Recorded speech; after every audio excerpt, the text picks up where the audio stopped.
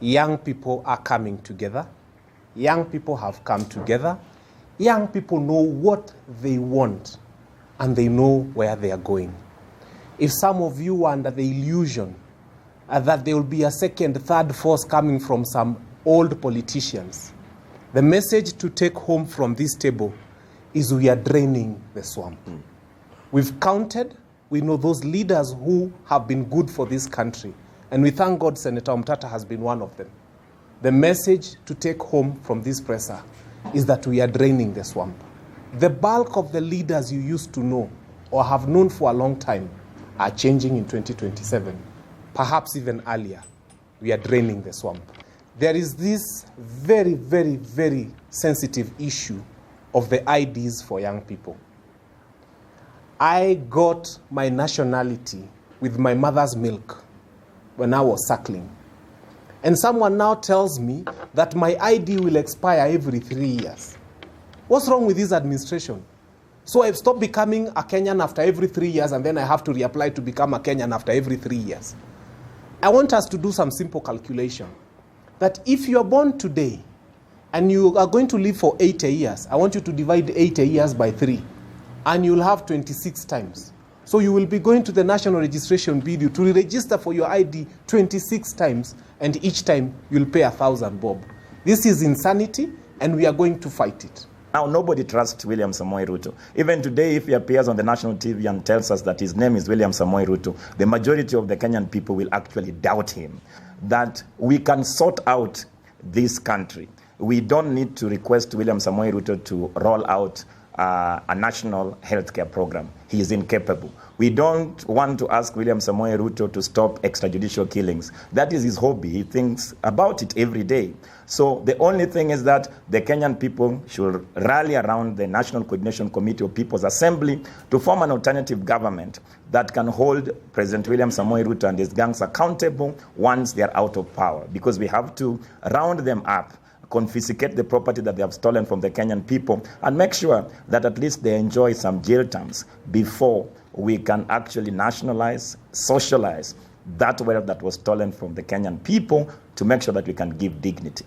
Because you've seen the government, one, kills its people, now it has gone to sodomizing its young men, and now it wants to ensure that your health is also out of the question, so that we are completely crippled. So I want to specifically talk about the issue of this SHIF scandal that is about to blow. We need to understand very clearly, because now they've forcefully migrated us. I did not migrate. That is the message that I just received from my phone. And I got that prompt to talk about the Kenyans. We have to rally and hold this government accountable, because Parliament cannot keep on imposing people upon us and then trying to play hero by asking them tough questions. As young people, we've seen what happened to Bruce in the coast, a young man who was sodomized just for calling out a governor.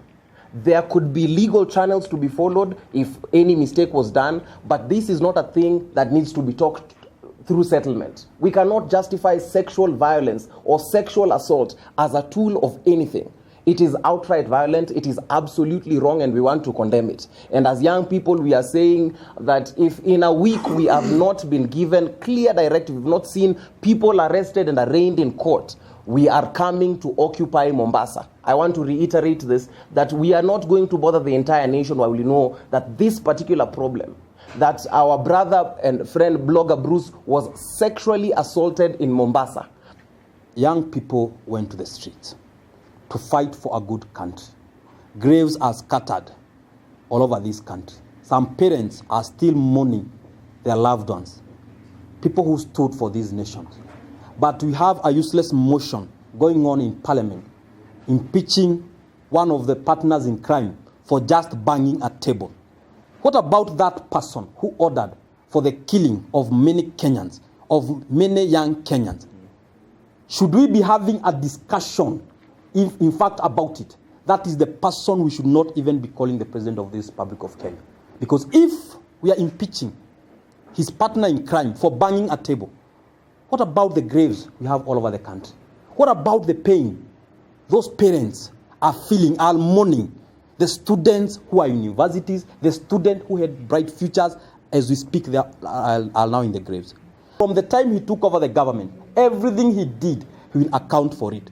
So he should not take like he has an immunity of such a kind. We will make sure everything, all the people who died, all the young people who died, we will make sure everything has been accounted for. Those who don't have cash have to face the consequences and have recorded deaths in hospitals in Nairobi of people who could otherwise have accessed treatment, but their NHIF, which is even paid for, some have paid for the whole year, has been incapacitated. Or so that cannot be allowed to continue. And we are at a point where we are going to demand, why was NHIF being replaced? Why do you replace something with a good thing with a bad thing? What is the genius in this? But now from what we are seeing is that they just are coming up with a program to be able to steal the premiums from the people. And as for taxation, I want to tell Mr. Ruto, you have gotten Kenyans to a point where they can't pay. And therefore, if you can't pay, we won't pay. Can't pay, won't pay. And we're just at the tipping point whereby we can't pay taxes, and therefore we won't pay. Other than that, we are going to run the campaign on stopping the steal. We cannot just, it's not entertainment. We are not going to be watching TV every day. You hear Chief, billions are gone. You hear Adani, billions are gone. You hear this, you hear the other. So we are going to mobilize. We are going to stop the steal, and we are going to move. There are some who have been fooling themselves that the Gen Z pricing has been defeated. It was not defeated. The Gen Z pricing was not supposed to be a sprint. That was one battle that had to be taken on, and with the finance bill, it was quashed. There are many, many more battles lined up. This war is not over.